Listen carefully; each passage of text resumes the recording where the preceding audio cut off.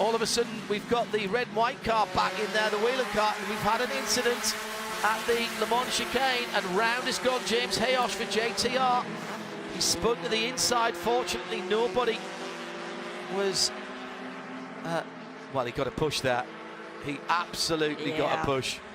Who was he battling with down at that part of the battle? Was that Nick Schaefer for JTR? One of his teammates, if it was. It might show up on race control as 81 and unknown, given the precedent we've had so far today. Meanwhile, with just under 5 minutes to go. Ooh, side-to-side contact for Connor Zilic and Julian DaCosta. Caught both of them off guard, but they both recovered very well at the exit of turn 6 now, going up onto the banking. Weston Workman leading, Jared Thomas in second, Celine Roland third, Gresham Wagner in fourth. The only one of those cars with the bumper fully intact is Jared Thomas. Yeah, he'd get excluded for that in post-race tech, no doubt. Yeah. Top three then, dragging back together, using the draft. Thomas bump drafting the rookie all the way to the Le Mans chicane. Does he dive out on the inside? Does he show his hand this time around? I don't think he does. Here comes Jeremy Fletcher down the inside. Can't get that one done as he drops into 7th position.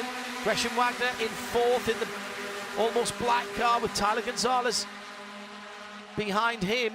And then it's the classic Mazda, the number 72 of Connor Zilic. Connor Zilic yet to make his move. There was a bit of damage on Tyler's car. I was able to see something flapping under the right front of the car. So that not being a bumper coming loose, but potentially something underneath the car working its way out.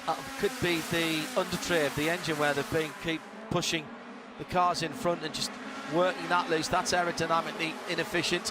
Celine Roland goes to the high side this lap, and I reckon, well, there could be one more. In fact, there could be two more. Could be two more. Yeah. Big sideways slide in the middle of the pack by Jared Thomas. Somehow he held onto it, but it's cost him a little bit of time. He'll have to defend down the inside. Here comes Tyler Gonzalez in the white and green and red car.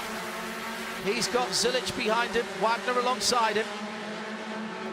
Man, this is good racing. Destination championship, not just a stepping stone. Big money. Go racing, make money, enjoy yourself, smile a lot. That's Whelan Mazda MX-5 Cup. Entertained, by the way, as well. 2 laps. Yep. Race control just calling that 2 laps to go. So it'll be white flag this time around. Aaron John Salma's still thereabouts, you know. He could just be waiting and biding his time. I think you could say that of a few drivers. Yeah. Tyler Gonzalez has been forcing the issue, then dropping back. You've got Connor Zilic doing that as well. In there, the 24 of Aaron Johnson in that new darker colours. We've seen how fast Julian Fletcher is as well, and Nicholson and DaCosta, the 2 rookies, sitting at the back of this group at the moment. But I'm not counting those guys out either, with just over 3.5 miles to go. No, and the nerve-wracking thing for everybody else has to be Tyler Gonzalez. Last year he made very few starts in the championship, but the 2 at Daytona resulted in a 1st and a 2nd. Yeah, he knows where to be on the last lap. Watch that car, white car with the yellow roll hoop, sitting in 5th at the moment as they come out of the Le Mans chicane for the penultimate time. He's got Celine Roland to work with here if he wants a push now. This is not where he wants it now. He wants it next lap round, because we've seen cars come from that far back and take the victory. 5th, 6th, 7th coming out of the Le Mans chicane could be top step of the box by the time you get to the line. And now they're all line astern. Now they're all being patient. I wasn't getting out of line as the white flag flies. 3.5 miles to determine the winner of the first round of the Whelan IMSA Mazda MX-5 Cup for 2024. And it's been a banner performance by Weston Workman for BSI Racing. The scholarship recipient from the shootout last year has competed, and he's led the last 2 or 3 laps under extreme pressure. But is he in the right place now? What has he got left? He won't want to drop back now, but he'll be trying to work out. Well, he's trying to make a break for it, is what he's trying to do. He's got Jared Thomas, last year's champion, also the champion from the year before. Keep an eye on Gresham Wagner. He is being very wily. White. Yeah, he's there. Also, Connor Zilic rather in the red, white. That little sideways movement from Workman. He got helped a little bit by Jared Thomas there. Two-time defending series champion doesn't get that title. Look at that though, round the outside. Julian DaCosta. I told you, there's another rookie. And a pretty straight car as well. Nothing to flap around and slow him down. Now the bottom side looks to be a little bit quicker here as Wagner and Thomas are bump drafting the leader here. It's Connor Zilic, Celine Roland, and who else is on the top side? Aaron Johnson. Weston Workman.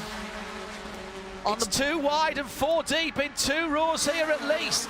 Down into one of the final braking areas. This is the last of the braking areas. And Tyler Gonzalez takes the middle of the track. He's made a break for it now. Now, he's got to just run for the line. Everyone else has got to work together. Tyler Gonzalez has got 5 or 6 cars there. That can be closed down if they work together. Jared Thomas could win this, but so could any of them. Here they come. On Gonzalez, they're going to go straight up to the high side. Who's going to stay down low? Jeremy Fletcher, stays down low. Here they come. There's going to be 3 wide through into the run to the line. It's another blanket finish, and Gresham Wagner's got the win, pushed by Tyler Gonzalez. Wagner wins it by Tyler Gonzalez is pushing. Jeremy Fletcher's going to go around as he lost control on the grass on the infield, but he'll be scored through. Wow. That was absolutely outstanding stuff. Fletcher is actually 3rd, despite the spin. So a 1-3 for Macumbi Macaleer Racing in this race. Gonzalez for Sato coming home in 2nd. Aaron John Saab, the best of the finishers for JTR, and Connor Zilic rounding out the top 5. But poor Julian DaCosta, he was leading when they came out of the Le Mans chicane and got swallowed up by the pack. That's what happens in this series. It is just so close. Comes out of the chicane, leading by 3 or 4 cars lengths, finishes 11th. Oh my goodness. He'd made his bid for freedom a little bit too early, had a quick car. Julian DaCosta, he learned from that.